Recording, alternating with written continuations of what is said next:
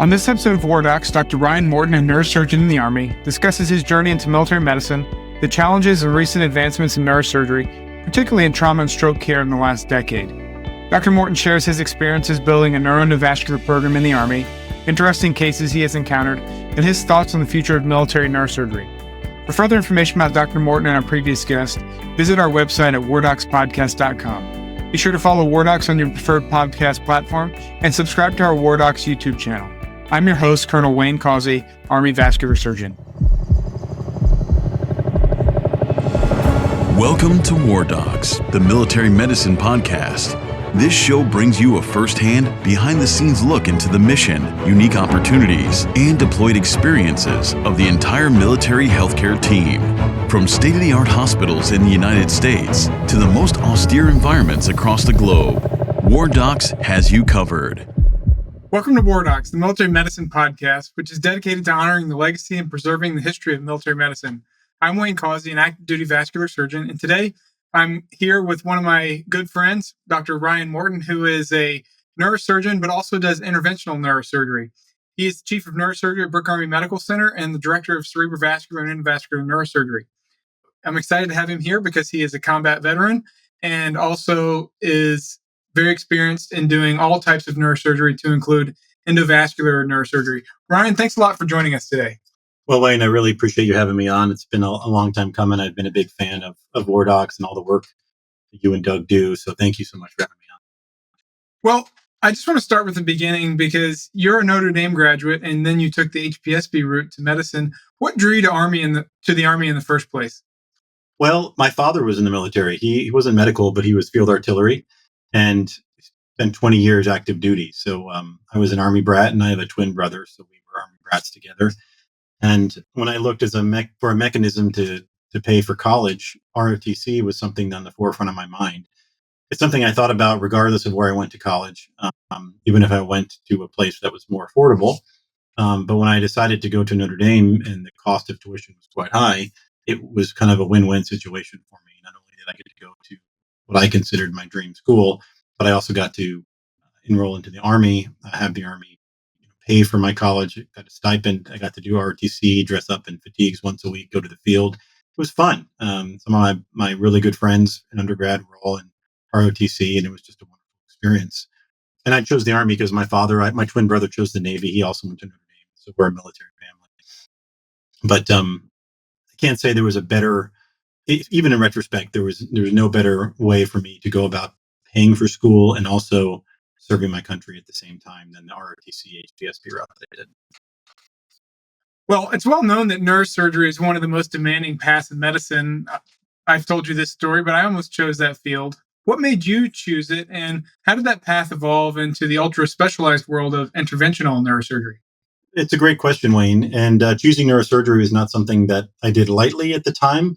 But of course, when you think about it, I had no idea what I was choosing when I chose it.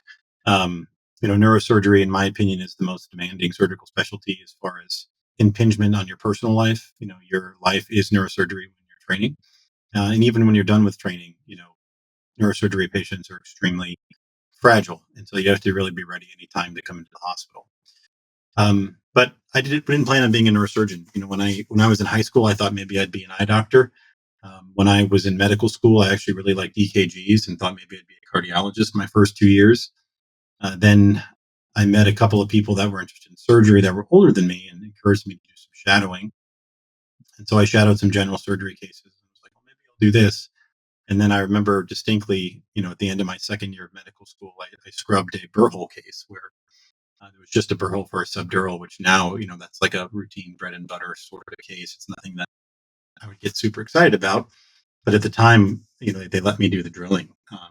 As a med student, I got to do the burr hole, and I just thought that was the coolest thing in the world. And I was like, well, this is definitely what I want to be doing, operating in this part of the body. So that's kind of what piqued my interest in neurosurgery.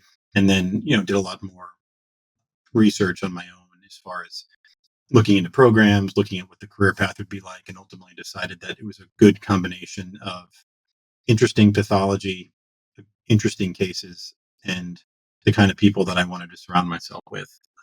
Really dedicated to people, to patient care, and very intense personalities that want the highest outcomes. that's kind of why I chose it. Yeah, I think that that's a experience that a lot of people have. I mean, I did neurosurgery and actually found that I didn't enjoy it, but then I saw an open aortic aneurysm repair, and I said, that's the job I'd like to do. I think that that's fairly common. One of the things that people always say to me when I tell them I do vascular surgery in the Army is a lot of times they'll say, well, I had no idea the Army had that. And I'll say, well, the Army needs basically one of just about everything because we have to do whatever is done here in some faraway location. And that was no different for you. That's actually even more applicable to you than me because you, at the time when you came to BAMC, were the only endovascular neuro blank anything. So neurosurgeon, neurologist, they can sort of do the same similar techniques endovascularly. But you then built an entire program in the military system, but you were the only person doing this kind of work at a level one trauma center. What do you think that endovascular neurosurgery brings to the Army? And what did you find were the challenges in working in a ultra highly specialized field within the military system? Yeah, so you're totally right. When I first came to BAMC, there were no other neuroendovascular surgeons of any kind. For those in the audience who aren't aware, neuroendovascular surgery is done by both neurosurgeons, interventional neuroradiologists, and then there's a new subset of interventional neurologists that also can treat aneurysms and other brain pathology from the inside, which is what neurointerventional is. It's no incisions are made in the patient. It's just needles going into either the radial artery or the femoral artery and getting up to the pathology in the brain with catheters and X-ray and treating it that way. So there had been no one at BAMC for almost 2 years when I showed up. So there were cobwebs all over the machines, and I had no partners or no assistants, and so that was definitely an eye-opening experience for me because my original thought is, well, whatever my first job is going to be, I'll be the new guy, but I'll have a senior partner I can run cases by. I'll have somebody to help me out if the cases get challenging. And that just wasn't the case at the time when I entered the Army. I was the only guy at Brooke Army Medical Center doing neuroendovascular surgery. But it also was I think, a good experience for me because it really made me take ownership of the program. It made me take ownership of all the consults. And I think it was a very formative time in my career.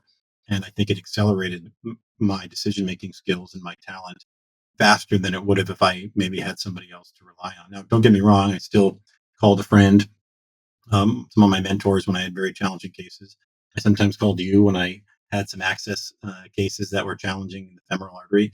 So I had some help when needed, but it definitely was an eye opening experience, but a very formative one to build that program at Brooke Army myself. And I had a wonderful nurse and wonderful technicians at Brooke Army to help me do that. But the reason why they wanted neuroendovascular Brooke Army in the first place is the trauma mission. And so Brooke Army Medical Center is a level one trauma. And with level one trauma, you get blunt cerebrovascular injuries. And you also get penetrating gunshot injuries and you get injuries to the intracranial vessels with gunshot wounds and things like that. But by far and away, blunt cerebrovascular injury is the main reason they wanted me at Brooke Army because a lot of these patients were getting transferred from a level one trauma center to the town's other level one trauma center because there wasn't anyone that felt comfortable managing these. Thankfully, this was an area that I did some research on when I was in training, and I really love taking care of these patients. And I feel like I have a good approach to these, taking care of this pathology. And it was kind of a nice harmony between what BAMC needed and what I was able to bring. Yeah, one of the other areas of endovascular neurosurgery that maybe you could just allude to is also that during that time where you initially started BAMC was sort of the revolution, I would call it, of stroke care in the United States, in particular what we call large vessel occlusion on the cerebrovascular circulation. Tell us a little bit about that program and how that evolved in the time you were at Brooke Army Medical Center. Yeah, you're totally right. For people not familiar with stroke medicine, a stroke is when the blood flow, a traditional stroke in the truest sense of the word, blood flow stops to a portion of your brain. That could be from a small blood vessel occlusion or a large blood vessel occlusion or medium blood vessel occlusion. So LVOs or large vessel occlusions is when one of the main arteries at the skull base, we call it either M1, which is the first division of the MCA, or the A1, first division of the ACA, or actually the carotid artery itself or the vascular artery itself is occluded. And all the data from decades of research said that if you try to take the clot out with endovascular techniques, the patients did no better than medical management. And we knew as surgeons that doesn't make any sense, because when we're in the OR clipping an aneurysm, we put a temporary clip on the carotid, which is simulating an LVO. And then we treat the aneurysm, pick the clip off, and the patients do fine. So we know that if you can remove the blockage quickly, the patients should do better. But we couldn't get a study that would show that obvious intuitive knowledge, and simply because we didn't have the tools to take the clots out fast and safe. So finally, industry caught up with the needs of neurosurgery and neuroendovascular, and we had these 3 positive trials that came out in the major medical journals that showed that it did make a big difference. Not only a difference, a big difference. Not only survival, but meaningful survival, to take out these blood clots. And this data all came out, when I was transitioning from a fellow to an attending. And so doing these cases became a integral part of my practice. Now, Brooke Army Medical Center is not a stroke center. There's certain criteria that you have to meet to be a comprehensive stroke center. And at the time that I was at Brooke Army, we had no way of meeting those criteria. So we didn't field strokes from patients on the streets that are having a stroke. They were brought to stroke centers. But anybody in-house at Brooke Army Medical Center, anyone that happened to come to the ER that they didn't think was a stroke, that ended up being a stroke, I ended up taking care of. And I was able to do, the first thrombectomies at Brooke Army Medical Center after these trials came out, which was very impactful. And then I also kept my skills up by doing some moonlighting in town to keep the thrombectomy skill set up. And I'm pleased to say that, I'm transitioning out of the military now, but we were able to bring in, 3 to even 4 new people that are neuroendovascularly trained into Brooke Army Medical Center. And so the stroke care is only going to continue to blossom with the increased personnel.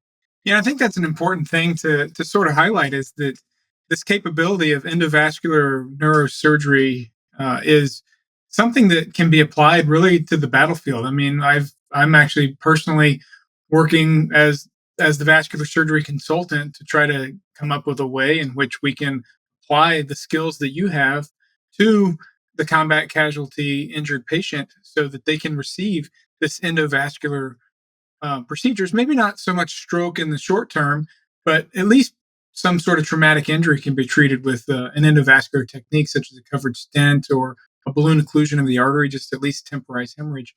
Tell us, though, a couple interesting cases maybe that you have in your time. I was really fortunate, again, as I was the only one at Brooke Army, that all these cases kind of funneled my way, which from a career perspective was, something that you couldn't buy that kind of referral in the private world. I just got everything come my way. So I saw a lot of interesting pathology in my first several years of practice at Brooke Army. I have to say, when I think of meaningful cases, it's not just the pathology, but it's also the patient.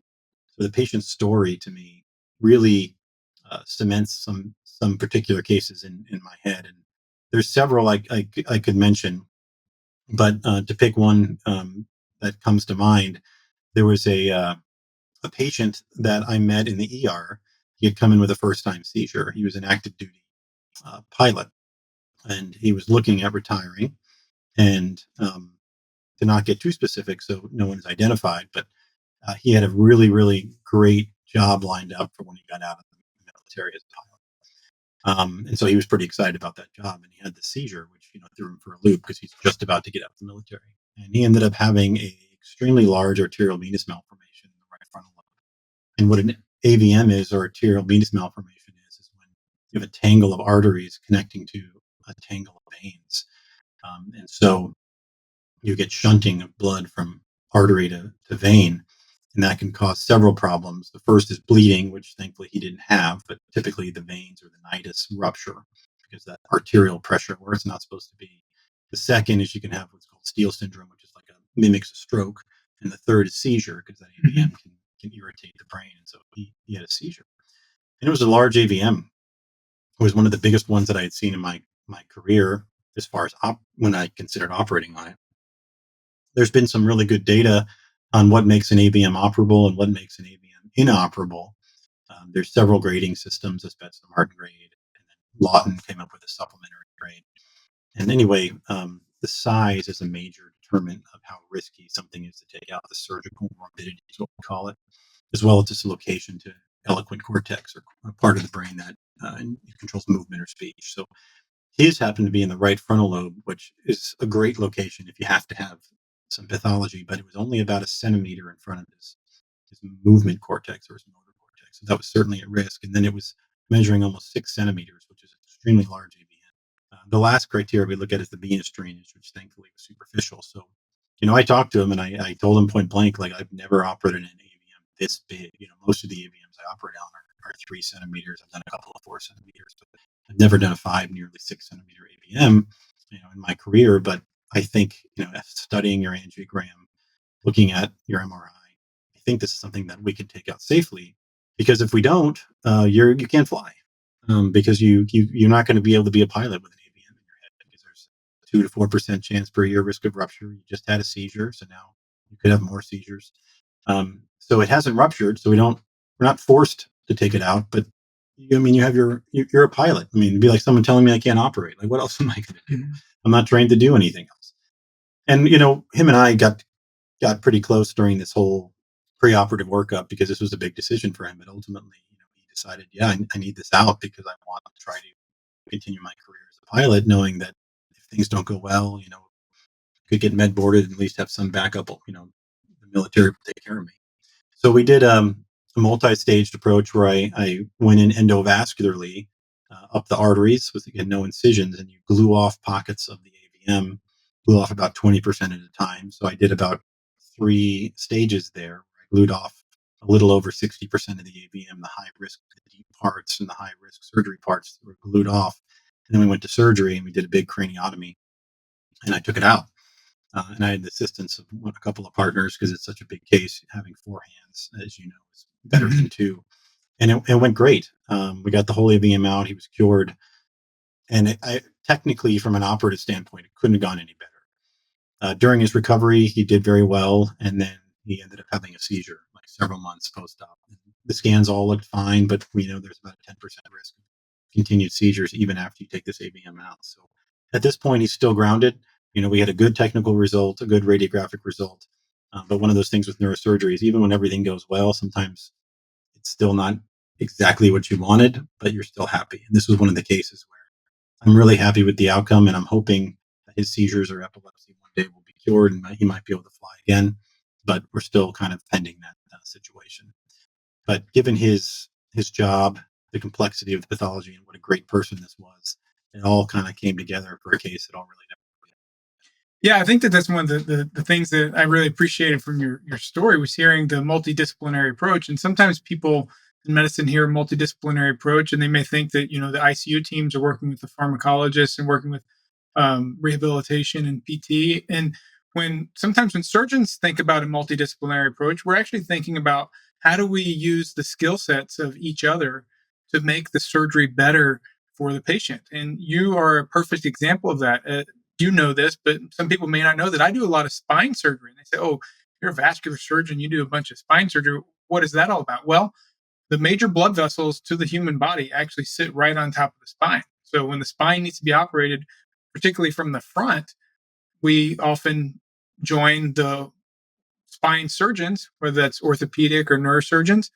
But when there's cancer or some other cases, we then also would get you involved, where you would then go in and embolize the blood supply to the area, so that as we're removing these parts of the diseased area or the cancer or whatever it may be, the surgery is a lot safer. And sometimes as surgeons, we think of the multidisciplinary approach that same way. But when I think of multidisciplinary surgery, I actually think back to trauma. I think trauma is probably the most multidisciplinary surgery special field there is, because the trauma surgeon evaluates a patient and then has to engage, typically, particularly for bad trauma, multiple different specialists involved in that care. Take me through neurosurgery when it involves trauma. Maybe you give me a case or an example. Sure. Of what's going through your mind as a neurosurgeon when you have a traumatically injured patient come in. Yeah, well, I love our trauma surgeons.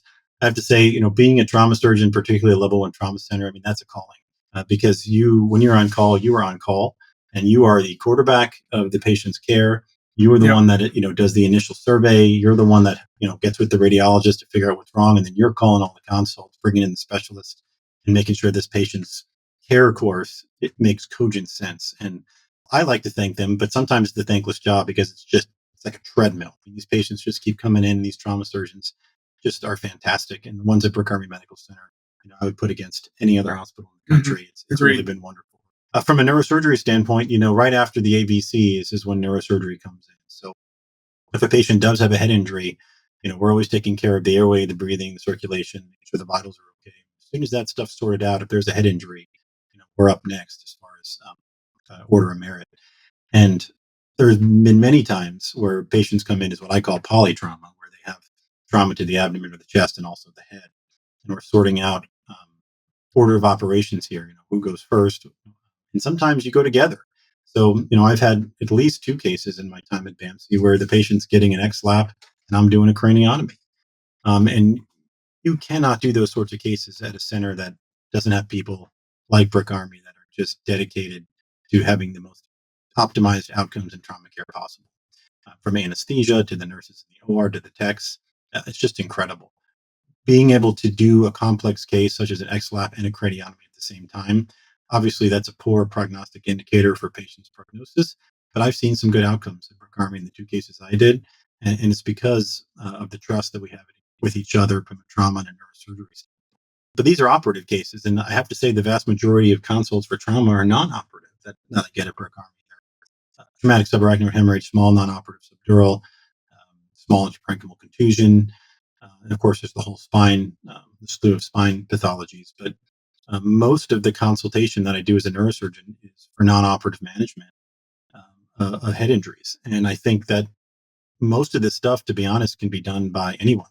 So even if you're at a roll 1 or roll 2, and you get someone you're concerned about a head injury, there's kind of basically a checklist of things that you can go through to empirically treat a patient with a traumatic brain injury.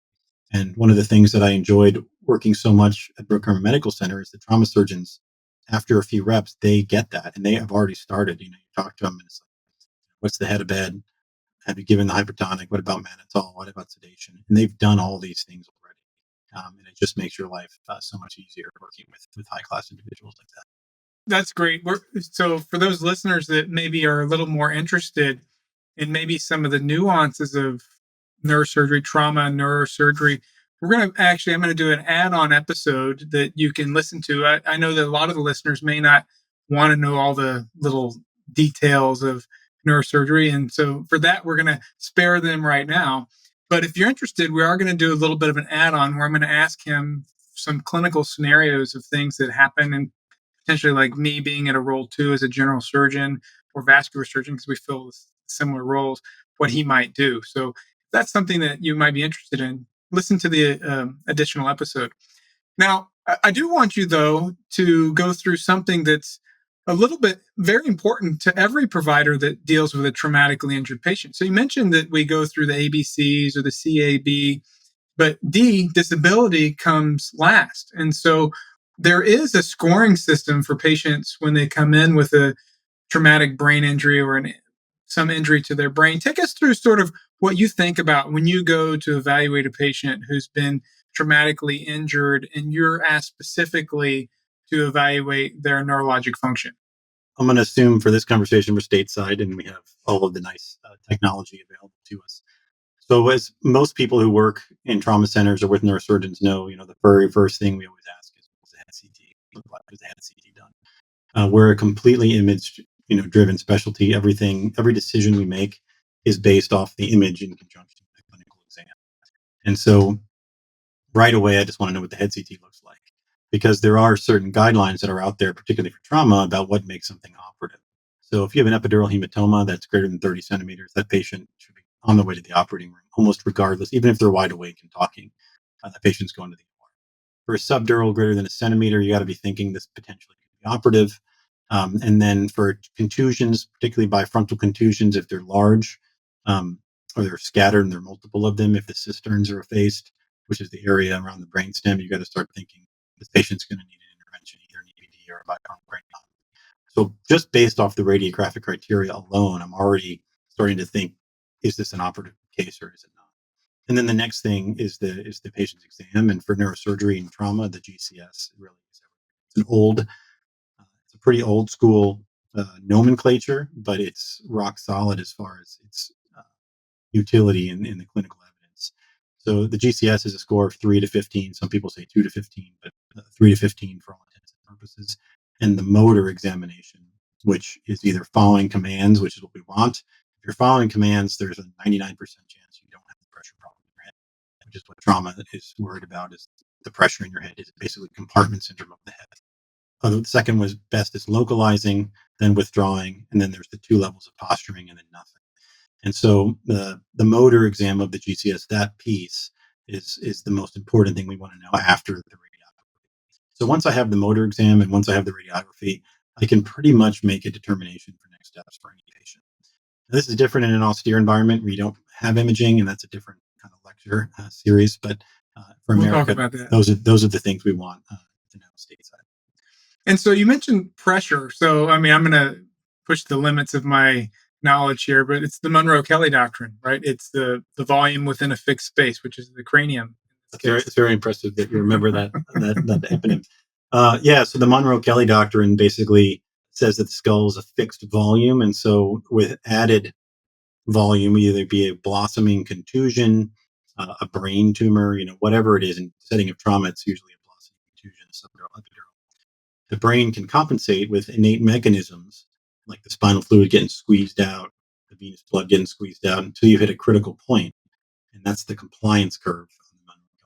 Once you hit that inflection on the compliance curve, even small changes in volume lead to astronomically large jumps in pressure. And so this is one of this phenomenon we see sometimes where you put a bolt or an EPD in a patient, which is a way to measure the pressure in the head. The patient's doing fine, sitting around on 12, 13, you want it below 22.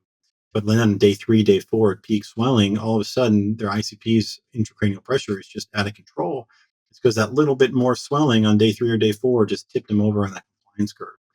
That's exactly what we're always thinking about in neurosurgery for trauma. And we're always trying to bring that pressure down to below 22. And our listeners will recognize this because if they bump their knee, sprain their ankle, the maximum swelling time is about the same time period. Right? It is. I mean, everyone's a little different. Kind of rule of thumb, we say by day 4, the swelling hopefully is peaked.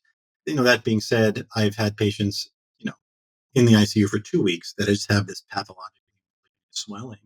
And so that's why every case is case by case. You can't just apply a blanket statement, particularly for neuro, for everyone. But yeah, it's treating the pressure in the head is the main tenet to traumatic brain care for patients at a level 1 trauma center.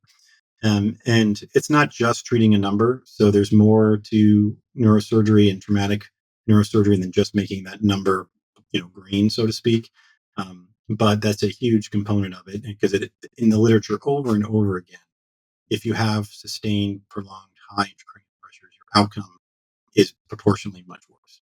Yeah, so I sort of interrupted you, and I want you to finish the train of thought that you had earlier, which I think was actually taking us through the different ways in which high pressure in the brain can be managed. Yeah. Because that's one of the tenets of neurosurgery for trauma is to manage that pressure. So we mentioned that you can put a monitoring device in. We call it a bolt, but an intracranial monitoring. But there's a whole pathway that you can go down if the pressure gets too high. Because you mentioned medical therapy because the pressure's high, but now we have interventional neurosurgical techniques.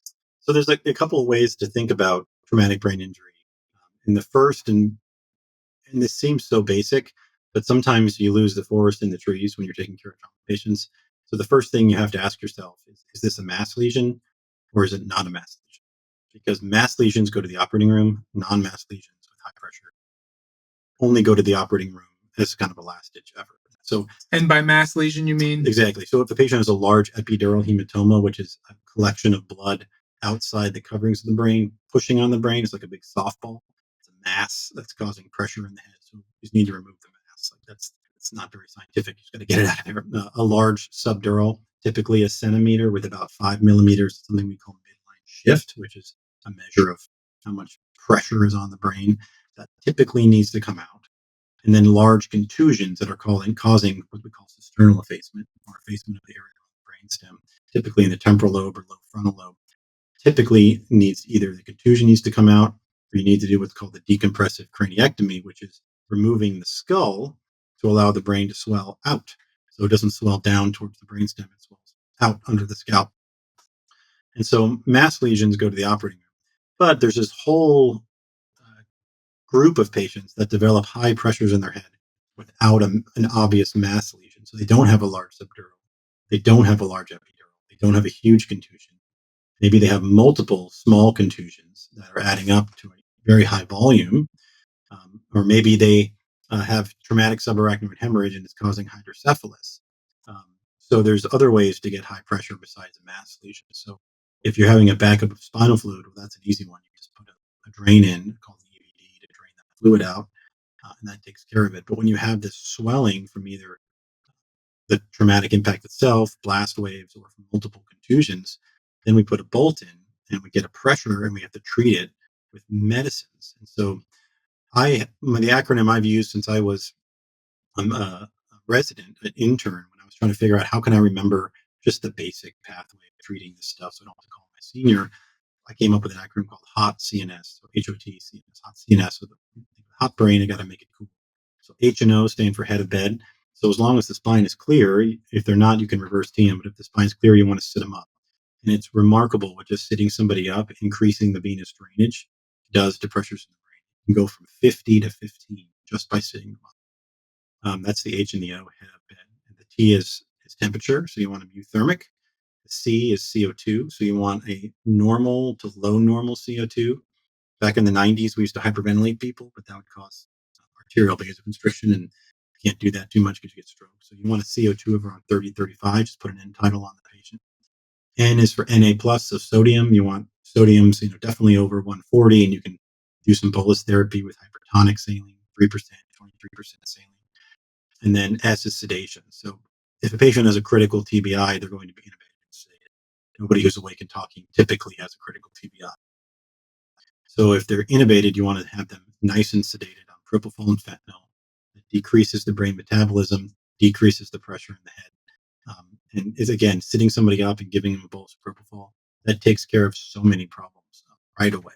So that's just kind of the initial medical management of patients with either you think they have a TBI or high intracranial pressures, or they have confirmed TBI with high intracranial pressures. That's how you treat it. And then once you have that bolt in, you do those initial measures, then comes the mannitol, then comes the increased hypertonic saline. You have other things like Lasix, vecuronium, paralytics. You can even put patients in a penobarb coma where you're putting EEG leads on to decrease the metabolism of the brain and put them in something called burst suppression, where they get bursts, and then cortical silence, try to decrease the amount of metabolism the brain is using to decrease the pressure. Once you get to these sorts of phases, though, that's when we're getting to end game. And you have to start thinking about just doing an empiric decompressive hemicrania. You go in there and you remove the bone just to allow this diffuse, angry brain to swell away from the brainstem to decrease the pressures.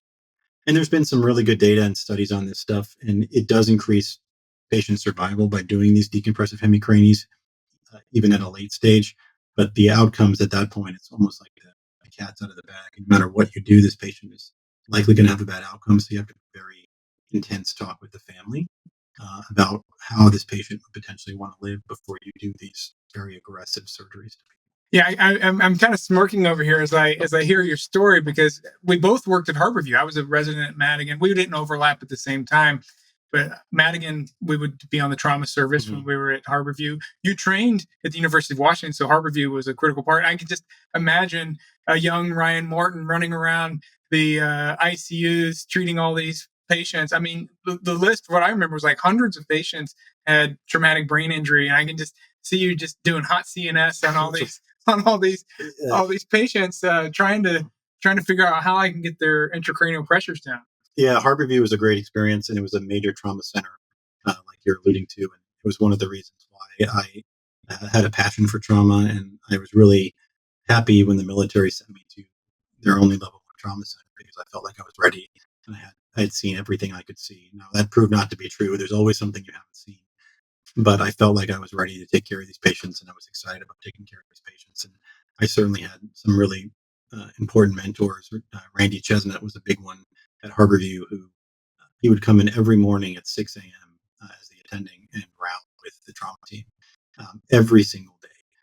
And he would pass on his wisdom about trauma care. And I couldn't thank him enough now for everything he instilled on me, because having that experience allowed me to take care of soldiers, sailors, airmen, as well as the civilian population in San Antonio, and hopefully give them the best outcomes they can get. So you mentioned earlier that you're going to be transitioning out of the military. And when you think about how the military has changed in the last 10 years and how it's going to change in the next 10 years, where do you kind of see the evolution of Army military neurosurgery? Yeah, that's a good question. The short answer is I don't know, but I can tell you what I'd like to see.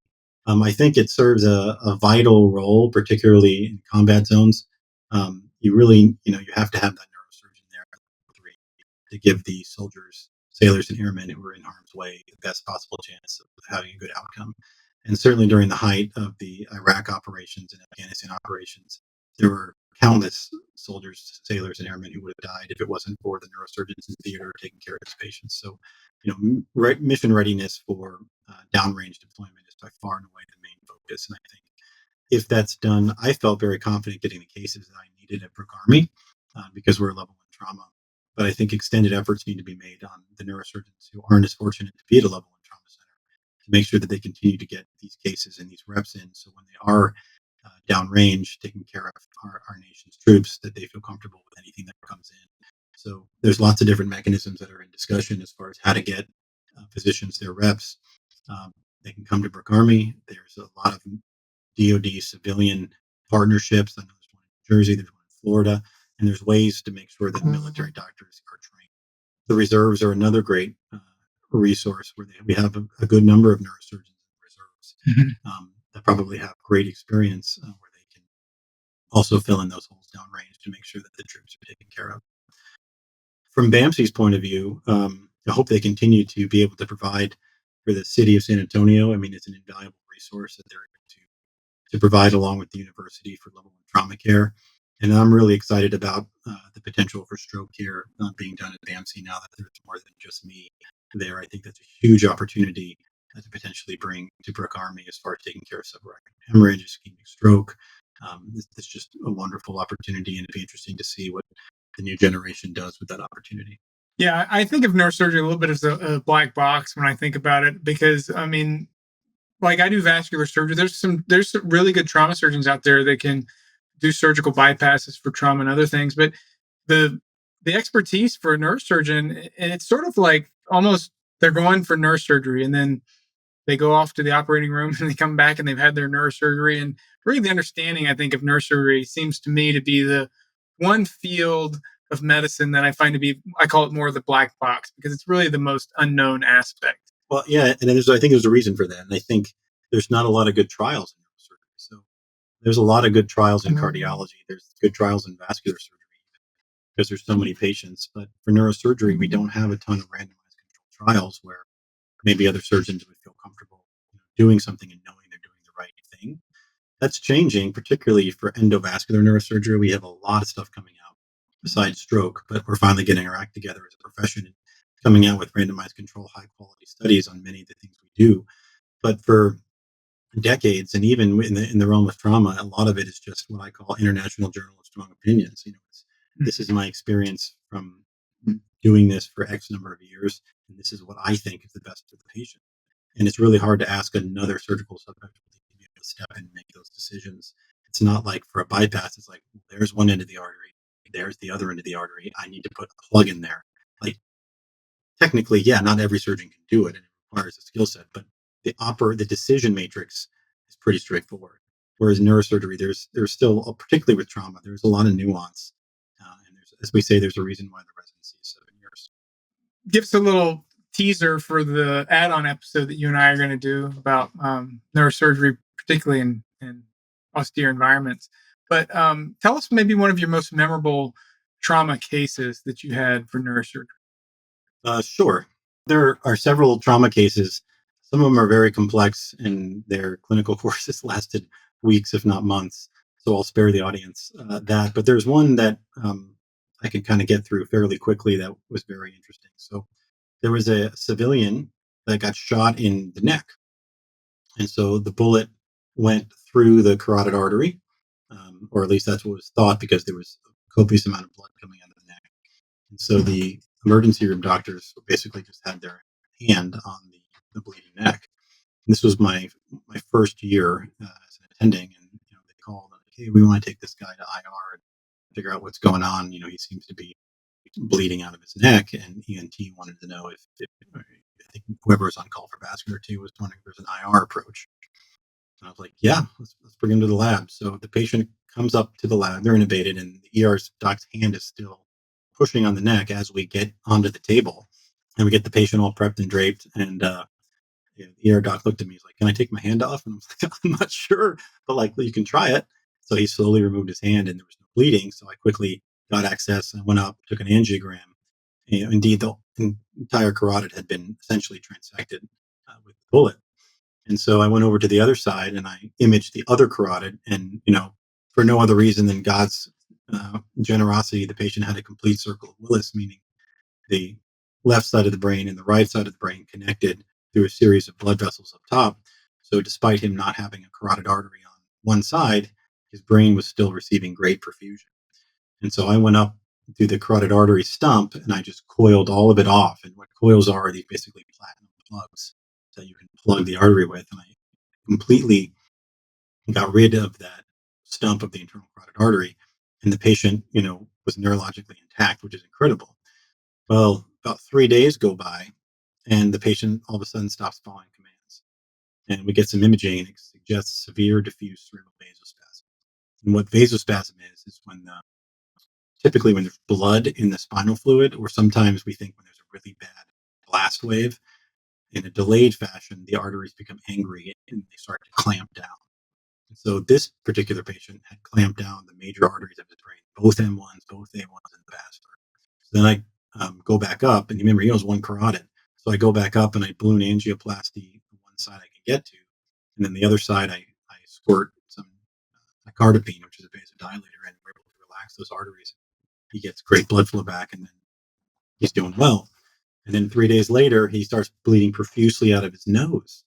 And so I take him back to angio, and he's developed this huge pseudoaneurysm, this artery called the IMAX, which is probably from the gunshot. You didn't see it in the first angiogram, and then once the spasm relinquishes, you see it. So we went up there and we sacrificed the internal maxillary artery, got rid of the pseudoaneurysm. And the guy ended up walking out of the hospital. I mean, unbelievable. He shot in the neck, bleeding out his neck. I had no business, surviving all of this. But again, great care team from ER to IR to ICU. And this guy's walking out of the hospital. These are the cases that you get excited about. These are the outcomes that keep you getting up in the middle of the night at 2 a.m. when they call you. These are cases you'll never forget.